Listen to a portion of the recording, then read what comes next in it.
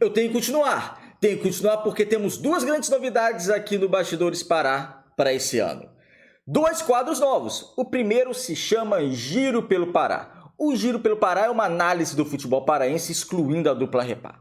Remo e Paysandu não vão entrar nessa equação. Então vamos abordar as outras equipes. Como por exemplo no vídeo de hoje vamos falar sobre a Tuna Luz Brasileira e Águia de Marabá, que jogaram no último sábado lá no Zinho Oliveira pela Série D. Como também vamos falar da segundinha, ou Série A2 do Campeonato Paraense, como você quiser chamar, que começa no mês que vem, então vamos trazer aqui na tela os grupos, os clubes, o regulamento, enfim, a proposta do Giro pelo Pará é essa, analisar o nosso futebol excluindo os dois de maiores torcidas, um vídeo por semana, geralmente às segundas-feiras, mas vai fazer um balanço legal sobre o nosso futebol também abordando clubes e campeonatos que não tem tanta visibilidade assim, então eu acho que é importante ter esse espaço. Era algo que eu estava pensando, estava até me incomodando não abordar o futebol paraense de uma maneira um pouco mais ampla, mas vamos lá, pelo menos um vídeo por semana aqui no canal e espero que gostem. O segundo quadro é falar sobre a seleção brasileira, analisar os jogos da nossa seleção. Da mesma maneira que a gente faz do Clube do Remo e do Paysandu, vamos fazer a análise completa dos jogos da seleção brasileira. É claro, apenas quando a seleção jogar, obviamente. Exceto essa semana, com essa mudança de treinador e o que acontece na CBF, traremos um vídeo especial a respeito disso. Espero que gostem das novidades e vamos lá com o vídeo de hoje. Meu nome é César Marink, sou criador do canal Bastidores e convido a todos que não conhecem meu trabalho a conhecerem através desse vídeo e de vídeos antigos. Vamos tentar fortalecer esse projeto Bastidores Pará aqui no YouTube. Então compartilhe com os amigos, gostando, se inscreva no canal, deixe seu like, comentem, enfim. É bem bacana, assim o YouTube vai entender que vocês estão gostando do nosso conteúdo e vai compartilhar o nosso conteúdo para as demais pessoas. A proposta do canal é analisar o futebol paraense, como no vídeo de hoje vamos analisar no quadro Giro pelo Pará. Águia de Marabá e Tuna Luz Brasileira se enfrentaram no último sábado no Zinho Oliveira. Eu vou trazer aqui a classificação aqui na tela, mas antes vamos falar das escalações. O Águia de Marabá foi a campo com Axel Lopes no gol, Bruno Limão, Davi Cruz, Alan Pires, Lucas Silva, Janderson Maia, Daniel GTA, Baraca, Romarinho, Kukri e Vander. Já a equipe escalada pelo Silvio Criciúma, já a equipe da Tuna Luz Brasileira foi a campo com Vinícius, Luan, Dedé, Trindade, Jander, Bruno Menezes, Thiago Bagagem, Emerson, Jaime, Alex Silva e Ronald, time treinado pelo Inácio Neto. Foi um jogo que o Águia de Marabá, ao meu ver, começa melhor, começa sabendo trabalhar mais a bola, um meio campo conseguindo se impor um pouco mais. Durante os 15 primeiros minutos, gostei mais da equipe do Águia. Não foi um jogo com bastante finalizações, tá? Bastante finalizações mesmo. Os dois times tentaram bastante. Só que não foram, a maioria dessas não foram grandes chances. Não foram chances claras de gol, imperdíveis. Não. Foi um jogo que teve bastante finalização, bastante movimentação. Só que sem grandes oportunidades claras. O Águia teve a dele, a Tuna também teve, mas foi pouco.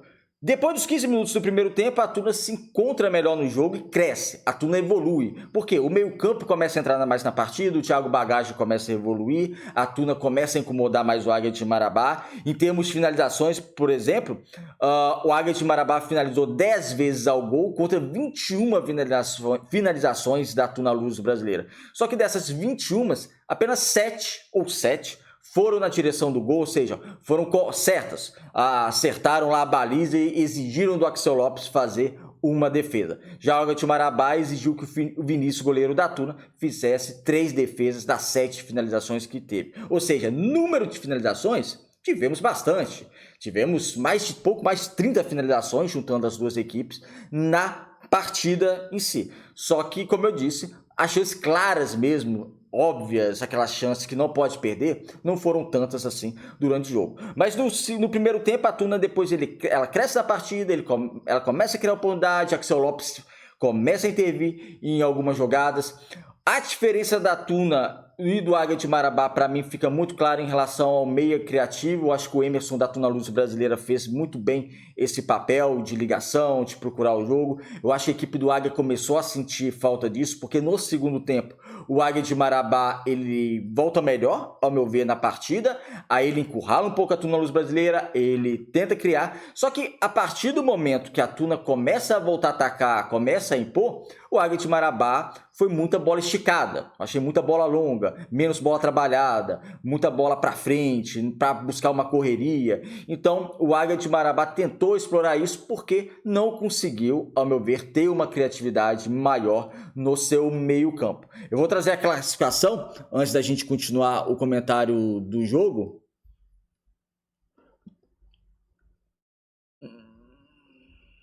Está aí. Colocar aqui certinho a classificação. Está aí.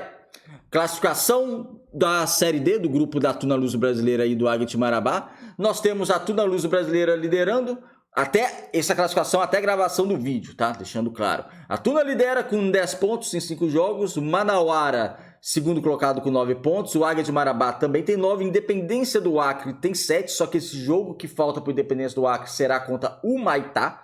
O Maitá que perdeu todas, então é bem possível que o Independência do Acre chegue aos 10 pontos lá no Clássico Acreano. E o Manaus, que mudou de técnico, o Júlio César não é mais treinador do Manaus, está com 6 pontos. Segundo de trem com 5, Gás 1 e o Maitá 0. O trem joga com Gás, o Gás e o Maitá, os dois piores clubes do grupo. Se o trem vencer, o trem chegará a 8 pontos. O Independência vencer chegará a 10, ou seja, essa disputa, podemos falar que temos 6 clubes, embora o Manaus esteja numa situação um pouco mais delicada, né? Venceu só uma partida, só tem 6 pontos, mas quem disse, né? O Manaus, há pouco tempo atrás, estava na Série C, disputou 2 temporadas, se não me engano, na Série C, e agora corre um grande risco nem se classificar nesse grupo A1, que a princípio, os favoritos da classificação nesse grupo são os 2 do Pará e os 2 do Amazonas. Só que o trem vencendo o Gás, o trem passa o Manaus, o Independência já está no G4, vencendo o seu jogo que falta contra o Maitá, acredito que vai vencer, vai colocar 4 pontos para o Manaus, então o Manaus corre um grande risco de não conseguir a classificação. Mas temos, a princípio, 6 times dos 8 disputando essa classificação, muito importante para a Tuna Luz Brasileira e para o Águia de Marabá conseguirem classificar nas 2 primeiras posições, porque você pega o terceiro e o quarto do grupo A2, que é na segunda fase da competição, já mata-mata, já vai pegar essas equipes, além de ser equipes, na teoria, mais acessíveis do que primeiro e segundo colocado do outro grupo, você decidirá em casa, né? E é importante Tuna Luz e Águia chegarem bem na segunda fase, porque classificar desse grupo A1 não é coisa de outro mundo, tá? Temos equipes aí bem fracas. Tem algumas equipes que eu acho que tem qualidade.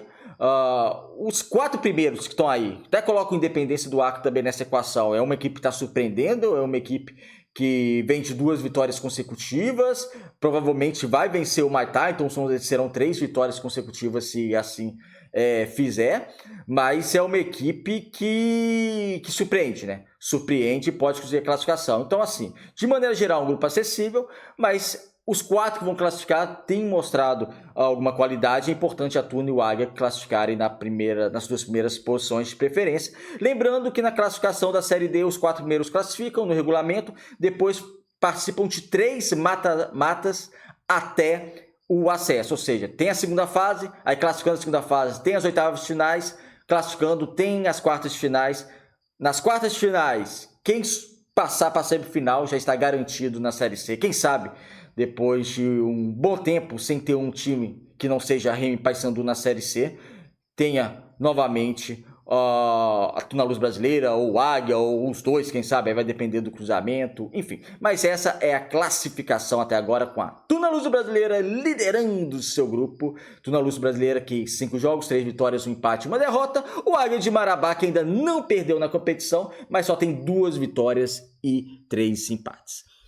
Vamos falar agora da segundinha um pouquinho. Vamos falar da segundinha, vou trazer aqui também para a gente colocar aqui na tela o chaveamento da segundinha está bem aí, ó. Campeonato Paraense A2 ou segundinha. Oficial é Campeonato Paraense A2, tá? Mas, enfim, popularmente chamado de segundinha. Isso aí não vai mudar muita coisa, que até a torcida hoje chama ainda de segundinha. Mas oficialmente é o Campeonato Paraense A2.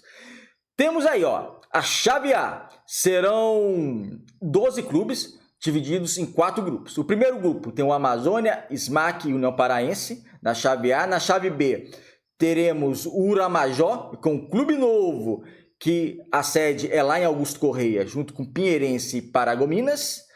Pinheirense que vai fazer seus jogos, a princípio, lá em Coraci. Que legal, pretendo ir nesses jogos, que bacana. Lá no Abelardo Conduru.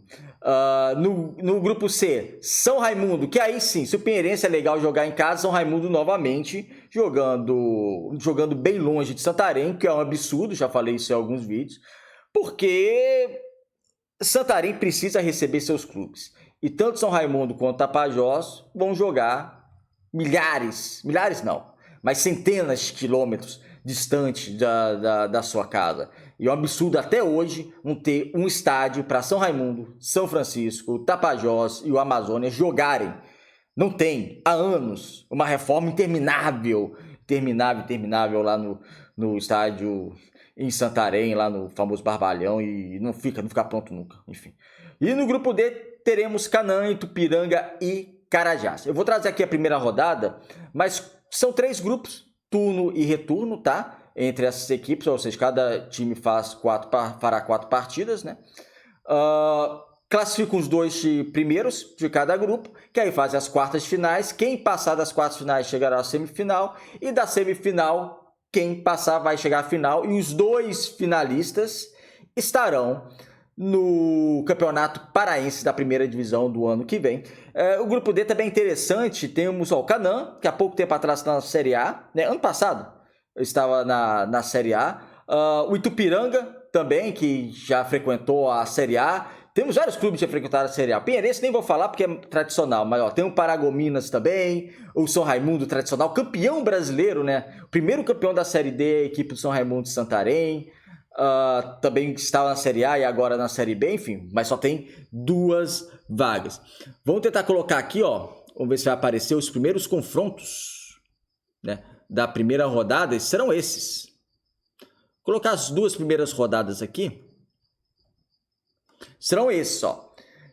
A data ainda por definir-se, mas será no primeiro final de semana de junho. Teremos Amazônia e SMAC, local também para definir, segundo a FPF. Uramajó e Pinheirense lá em Augusto Correia, São Raimundo e Isabelense a princípio lá em Castanhal, como também o Canaã jogando contra a equipe do Itupiranga, segundo a FPF lá em Castanhal, o que me pegou de surpresa. Eu tenho que até olhar essa questão. Canaã e Itupiranga em Castanhal, o Canaã vai mandar os jogos lá, depois de ter estádio lá próximo, e lá também em Canaã, não sei, enfim. Mas está, a princípio, no Complexo Esportivo em Castanhal. O que, se for verdade, também é uma pena, porque pela mesma questão que eu falei do São Raimundo, também é uma pena os times da região do Carajás não jogarem lá. Não vejo sentido nisso. Já na segunda rodada teremos a estreia da SMAC e União Paraense, local ainda definir. Pinheirense e Paragominas lá em Coraci. Isabelense e Tapajós do Edilson Abreu,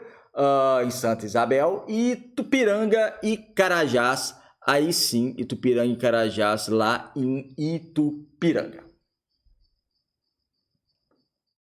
É isso, amigos, esse é o Giro pelo Pará.